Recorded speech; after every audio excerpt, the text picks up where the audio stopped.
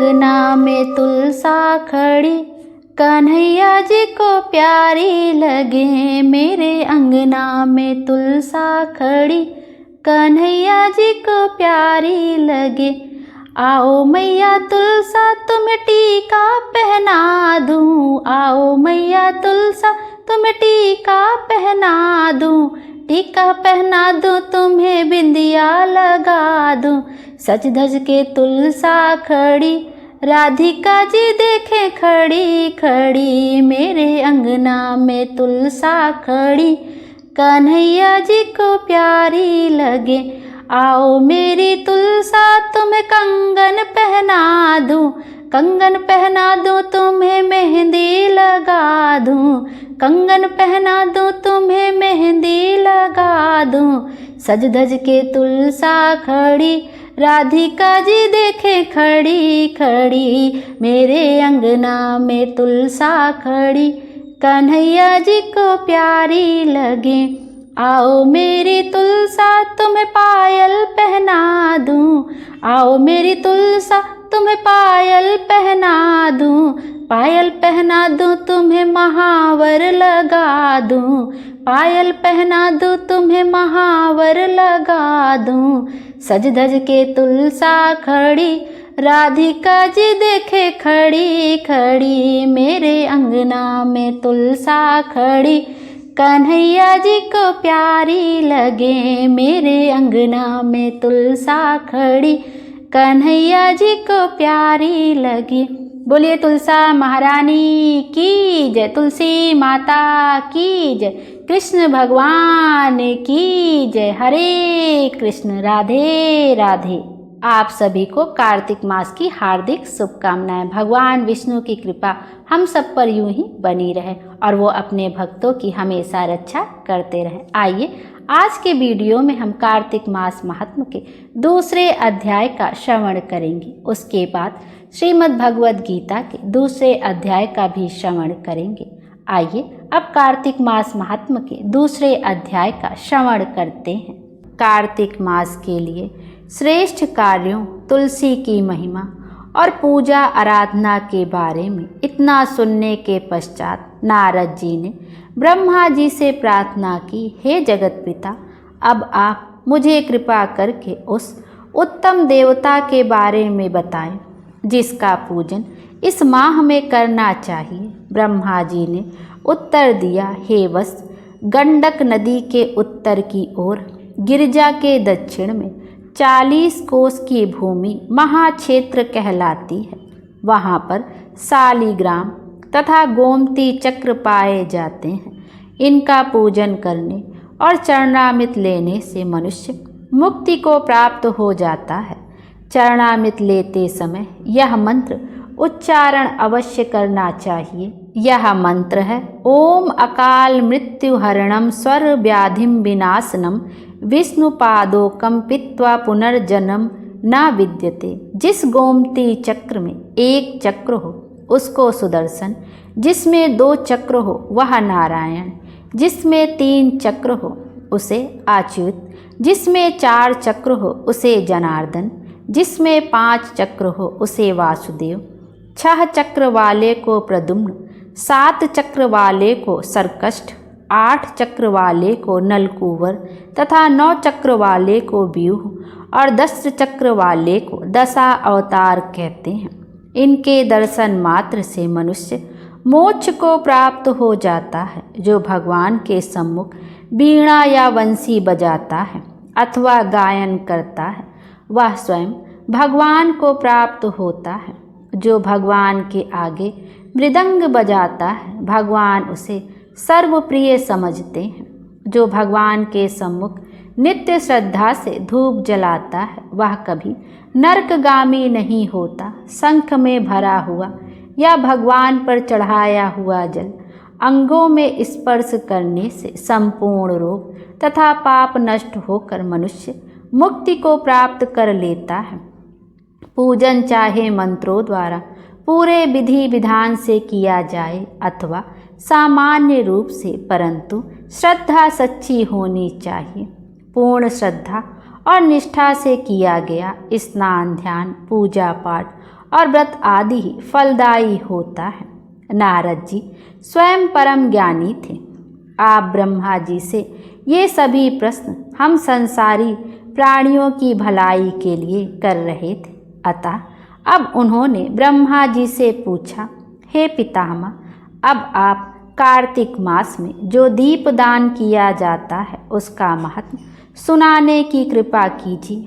नारद जी का यह प्रश्न सुनकर ब्रह्मा जी बोले, हे पुत्र, दीप चाहे स्वर्ण का हो या चांदी का, तांबे का हो अथवा मिट्टी का, अपनी सामर्थ्य और श्रद्धा के अनुसार कार्तिक मास में दान अवश्य करना चाहिए। कार्तिक में दीप दान करने से समस्त पापों का नाश हो जाता है। दीपक भगवान की मूर्ति के आगे, तुलसी जी के समीप, ब्राह्मण के घर या वन में, वृक्ष के नीचे अथवा गौशाला या धर्मशाला के आले में संध्या को जलाया जाता है। दीपक घी का जलाएं अथवा तेल का, परंतु उसे पूरे मास तक जलाएं। ब्राह्मण के घर दीपक जलाने से अग्निष्टोम यज्ञ का फल प्राप्त होता है। जो ऊंचे स्थान अथवा स्तंभ पर दीप जलाते हैं उनके धन की वृद्धि होती है तथा वैकुंठ निवास मिलता है। दीप जलाते समय भगवान से प्रार्थना करें और कहे, भगवान, आपके ही निमित्त दीपक जलाता हूँ या जलाती हूँ। कार्तिक में मथुरा, माघ में प्रयाग और वैशाख में हरिद्वार में स्नान तथा निवास करें तो यह अत्यंत ही उत्तम है। जब सूर्य तुला, मकर अथवा मेष राशि में हो उस समय किए जाने वाले नियम, व्रत, पूजा व दान बहुत उत्तम फल देते हैं। इन महीनों में किए हुए व्रत, दान व शुभ कर्मों से सब पापों का नाश हो जाता है। जिस प्रकार भगवान भास्कर के उदय होने से अंधकार का नाश हो जाता है और वज्र से पर्वत का, गरुण के भय से सर्पों का, पवन से मेघ का, ध्यान से दुख का और सिंह के भय से मृगों का नाश हो जाता है, उसी प्रकार श्री मथुरा जी के दर्शन मात्र से ही सब पापों का खात्मा हो जाता है। कार्तिक मास में स्नान व जागरण, दीपदान, तुलसी सेवन, भगवान के मंदिर में मार्जन, झाड़ू लगाना, गाना, भगवान की कथा सुनना सुनाना, कीर्तन करना कराना, ये सब शुभ कार्य हैं। इनको करने से श्रेष्ठ फलों की प्राप्ति होती है। पूर्व जन्म के पापों को नष्ट करने के लिए भी कुछ ना कुछ व्रत, दान, भजन, पूजन आदि करना अति उत्तम है। ब्रह्मा जी के मुख से पूर्व जन्म के पाप शब्द सुनकर नारद जी ने पूछा, हे विधाता, पूर्व जन्म के पाप किस प्रकार जाने जा सकते हैं? यह सुनने की इच्छा है, सो आप कृपा करके सुना दीजिए। ब्रह्मा जी बोले, हे पुत्र, पूर्व जन्म का ब्रह्म हत्यारा, क्षय रोगी और पर स्त्री गमन करने वाला कोढ़ी बनता है। स्वर्ण चोर के नाखून खराब हो जाते हैं तथा मदिरा पीने वाले के दांत खराब हो जाते हैं। इस प्रकार मनुष्य के पूर्व जन्म के पापों को पहचाना जाता है। इस प्रकार के सभी पाप दान, तपस्या, कृच्छ, व्रत आदि से निवारण हो जाते हैं। ब्रह्मा जी ने आगे कहा, अब हम कुछ व्रत आदि बतलाते हैं। एक समय भोजन करने से तथा 3 दिन सायंकाल और 3 दिन प्रातःकाल भोजन करने को अति कृच्छ व्रत कहते हैं। सायंकाल में 12 ग्रास और प्रातःकाल में 26 ग्रास अथवा 24 ग्रास खाने को भी अति कृच्छ व्रत कहा गया है। 3 दिन खाएं और फिर 3 दिन उपवास करें तो यह भी अति कृच्छ व्रत होता है। सायंकाल में 1 ग्रास और प्रातःकाल में 1 ग्रास, फिर 2 दिन बगैर मांगा हुआ तथा 2 दिन तक उपवास करें तो यह अति कृच्छाग्र व्रत कहलाता है। 21 दिन तक केवल दुग्ध या पानी पीते रहें तो यह कृच्छ व्रत कहलाता है। 12 दिन उपवास करना, पुराक व्रत कहलाता है। 4 दिन कुछ नहीं खाना, फिर सत्तू खाना या फिर छाछ पीना। इसके पश्चात ब्राह्मण को दक्षिणा देना सौम्य कृच्छ व्रत कहा गया है। इसी प्रकार 12 दिन तक उपवास करना द्वादश कृच्छ व्रत कहलाता है। तुला पुरुष का दान करना और गोघृत, गोबर, दूध, दही तथा कुसा का जल पीना और दूसरे दिन उपवास करना, यह कृच्छ संतपन व्रत कहलाता है। 3 दिन गोमूत्र, 3 दिन गोबर, फिर 3 दिन दही, 3 दिन दूध और फिर 3 दिन तक घी खाने से भी कृच्छ संतपन व्रत होता है। यह समस्त पापों को नाश करने वाला व्रत है। इसी प्रकार गूलर, कमल, बेल के पत्ते या कुसा का जल प्रतिदिन पीना भी ऊन कृच्छ व्रत है। 3 दिन तक उपवास करके ऊपर लिखी वस्तुओं को पिए तथा पूर्ण कृच्छ व्रत होता है। पका हुआ दूध, घी और जल 1 दिन पिए और 1 दिन उपवास करें तो इसे तप्त कृच्छ व्रत कहते हैं। जल, दूध और घी तपाकर 3 दिन तक पिए और एक समय स्नान करें तो वह भी तप्त कृच्छ व्रत होता है। इसका प्रमाण पानी 8 तोला, दूध 12 तोला, घृत 4 तोला होना चाहिए। कार्तिक शुक्ल चतुर्दशी को भगवान का पूजन करना चाहिए। उस रात्रि को उपवास रखकर और कमर तक जल में खड़े रहकर रात्रि भर भजन करने को जलकृच्छ व्रत कहा गया है। जो इस व्रत को करता है वह बैकुंठ को प्राप्त कर लेता है।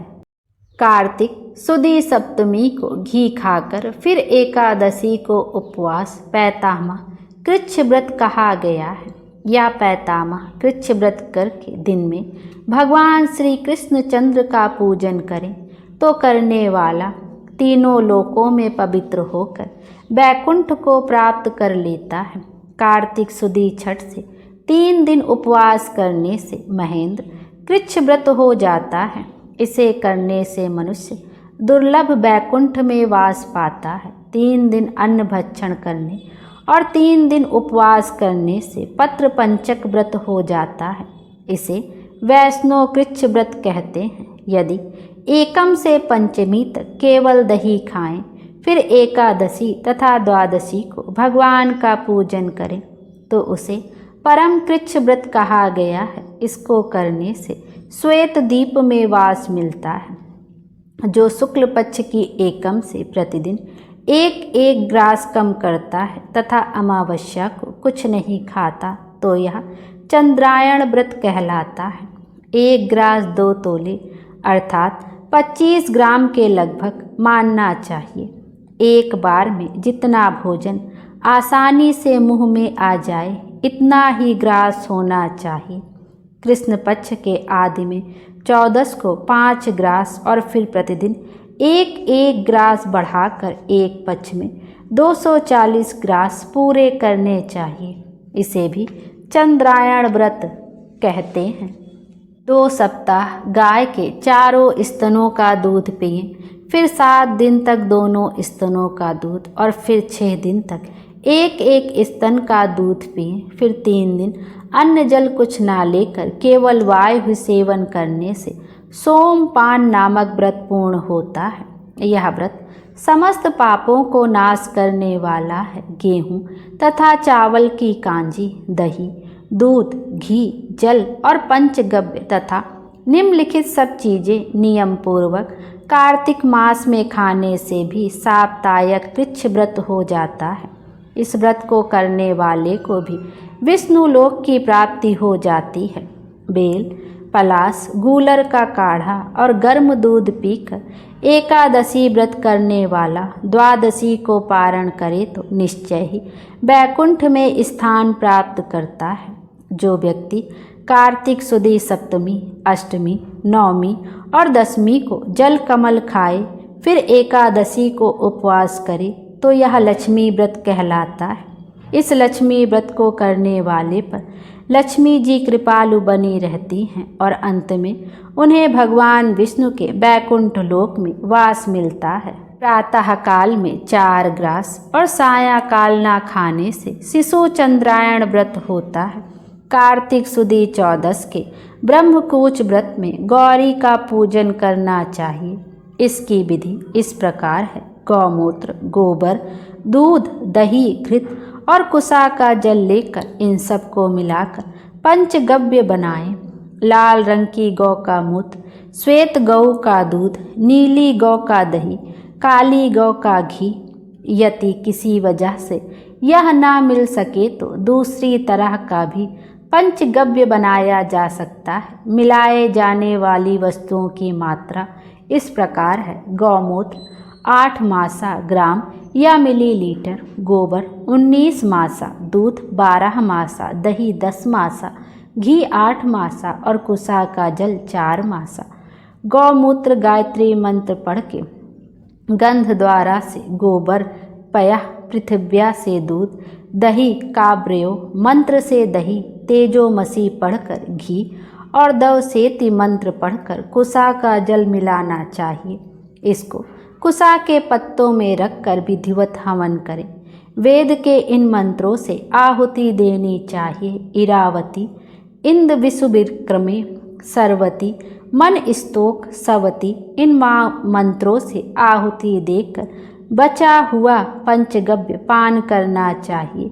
यह पलाश के पात्र में या स्वर्ण अथवा चांदी के पात्र में पान करना चाहिए। एक दिन तथा रात्रि उपवास करके साथ ही भगवान का स्मरण करें। यदि स्त्री व्रत करे तो अपने पति की दीर्घ आयु की कामना भी करे। आंवला या तुलसी का पूजन करना चाहिए। व्रत समाप्ति के निमित्त ब्राह्मणों को गौदान करना चाहिए। इन व्रतों को करने से व्रत करने वाला भगवान का प्रिय पात्र तो बनता ही है, इस लोक में सभी सुख और ऐश्वर्य भोग कर अंत में मोक्ष की भी प्राप्ति करता है। बोलिए विष्णु भगवान की जय। दूसरा अध्याय यहीं पर समाप्त हुआ। आइए अब श्रीमद् भगवद गीता के दूसरे अध्याय का श्रवण करते हैं। श्री भगवान कहते हैं, प्रिय अब दूसरे अध्याय के महात्म को बतलाता हूँ। दक्षिण दिशा में वेद वेत्ता ब्राह्मणों के पुरंदरपुर नामक नगर में देव शर्मा नामक एक विद्वान ब्राह्मण रहता था। वह अतिथियों की सेवा करने वाला, स्वाध्यायशील, वेद शास्त्रों का विशेषज्ञ, यज्ञों का अनुष्ठान करने वाला और तपस्वियों को सदा ही प्रिय था।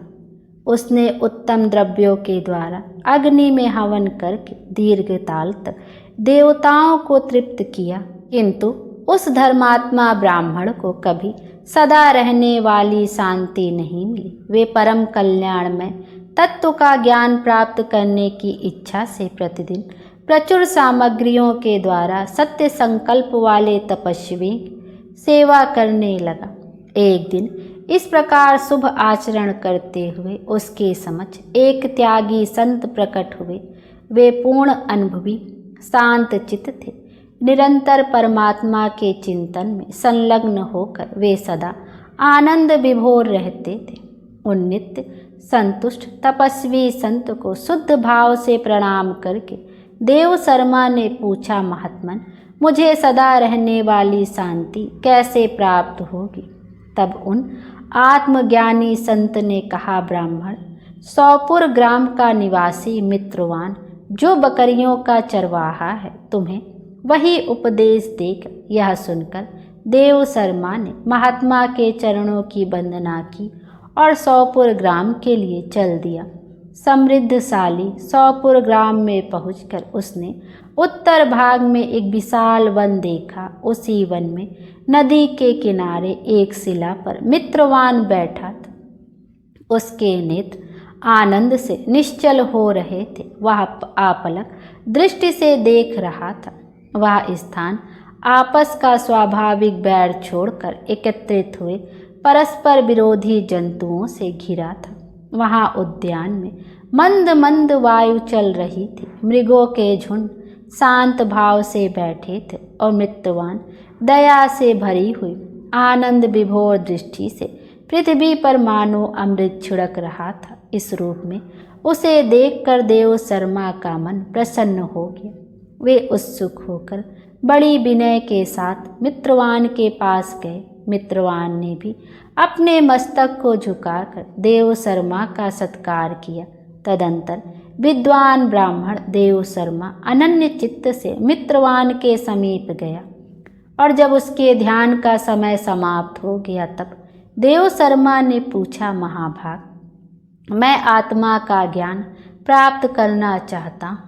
मेरे इस मनोरथ की पूर्ति के लिए मुझे किसी का उपाय का उपदेश दीजिए जिसके द्वारा परम सिद्धि की प्राप्ति हो सके। देव शर्मा की बात सुनकर एक क्षण तक कुछ विचार करने के बाद मित्रवान ने कहा, महानुभाव, एक समय की बात है, मैं वन के भीतर बकरियों की रक्षा कर रहा था। इतने में ही एक भयंकर बाघ पर मेरी दृष्टि पड़ी जो मानो सबको खा लेना चाहता था। मैं मृत्यु से डरता था, इसीलिए बाघ को आते देख बकरियों के झुंड को आगे करके वहां से भाग चला, किंतु एक बकरी तुरंत ही सारा भय छोड़कर नदी के किनारे उस बाघ के पास चली गई। फिर तो बाघ भी द्वेष छोड़कर चुपचाप खड़ा हो गया। बाघ को इस अवस्था में देखकर बकरी बोली, बाघ, तुम्हें तो उत्तम भोजन प्राप्त हुआ है, मेरे शरीर से मांस निकालकर प्रेम पूर्वक खाओ ना। तुम इतनी देर से खड़े क्यों हो? तुम्हारे मन में मुझे खाने का विचार क्यों नहीं हो रहा है? बाघ बोला, बकरी, इस स्थान पर आते ही मेरे मन से द्वेष का भाव निकल गया, भूख प्यास भी मिट गई, इसलिए पास आने पर भी अब मैं तुझे खाना नहीं चाहता। तब बकरी बोली, ना जाने मैं कैसे निर्भय हो गई हूँ। यदि तुम जानते हो तो बताओ, इसका क्या कारण हो सकता है? बाघ ने कहा, मैं भी नहीं जानता। वहीं सामने एक वृक्ष की शाखा पर एक बंदर था। चलो सामने उस वृक्ष पर बैठे बंदर से पूछते हैं। ऐसा निश्चय करके वे दोनों वहां से चल दिए। उन दोनों के स्वभाव में यह विचित्र परिवर्तन देखकर मैं बहुत विस्मय में पड़ गया। इतने में उन्होंने उस बंदर से प्रश्न किया। उसके पूछने पर वानर राज ने कहा, श्रीमान सुनो, इस विषय में मैं तुम्हें प्राचीन कथा सुनाता हूँ। यह सामने वन के भीतर जो बहुत बड़ा मंदिर है उसकी ओर देखो। इसमें ब्रह्मा जी का स्थापित किया हुआ एक शिवलिंग है। पूर्व काल में यहाँ सुकर्मा नामक एक बुद्धिमान ब्राह्मण रहते थे जो तपस्या में संलग्न होकर इस मंदिर में उपासना करते थे। वे वन में से फूलों का संग्रह करके लाते और नदी के जल से पूजनीय भगवान शंकर को स्नान कराकर उन्हीं से उनकी पूजा किया करते थे। इस प्रकार आराधना का कार्य करते हुए सुकर्मा यहाँ निवास करते थे। बहुत समय के बाद उनके समीप किसी अतिथि महात्मा का आगमन हुआ। भोजन के लिए फल लाकर अतिथि महात्मा को अर्पण करने के बाद सुकर्मा ने कहा, महात्मा, मैं केवल तत्व ज्ञान की इच्छा से भगवान शंकर की आराधना करता हूँ। आज इस आराधना का फल मुझे मिल गया, क्योंकि इस समय आप जैसे महापुरुष ने मुझ पर अनुग्रह किया है। सुकर्मा के ये मधुर वचन सुनकर तपस्या के धनी महात्मा अतिथि को बड़ी प्रसन्नता हुई। उन्होंने एक शिलाखंड पे गीता का दूसरा अध्याय लिख दिया और सुकर्मा को उसके पाठ और अभ्यास के लिए आज्ञा देते हुए महात्मा ने कहा, ब्राह्मण, इससे तुम्हारा आत्मज्ञान संबंधी मनोरथ अपने आप सफल हो जाएगा। यह कहकर वे बुद्धिमान तपस्वी महात्मा सुकर्मा के सामने ही उसके देखते देखते अंतर्ध्यान हो गए। सुकर्मा विस्मित होकर उनके आदेश के अनुसार निरंतर गीता के द्वितीय अध्याय का अभ्यास करने लगा। तदंतर दीर्घ काल के पश्चात अंतःकरण शुद्ध होकर उन्हें आत्मज्ञान की प्राप्ति हुई। फिर वे जहाँ जहाँ गए वहाँ वहाँ का तपोवन शांत हो गया। उनमें सर्दी गर्मी राग देश आदि की बाधाएं दूर हो गई। इतना ही नहीं, उन स्थानों में भूख प्यास का कष्ट भी जाता रहा तथा भय का सर्वथा अभाव हो गया। यह सब द्वितीय अध्याय का जप करने वाले सुकर्मा ब्राह्मण की तपस्या का ही प्रभाव समझो। मित्रवान कहता है, वानर राज के इस प्रकार बताने पर मैं प्रसन्नतापूर्वक बकरी और बाघ के साथ उस मंदिर की ओर गया। वहां जाकर शिलाखंड पर लिखे हुए गीता के द्वितीय अध्याय को मैंने देखा और पढ़ा।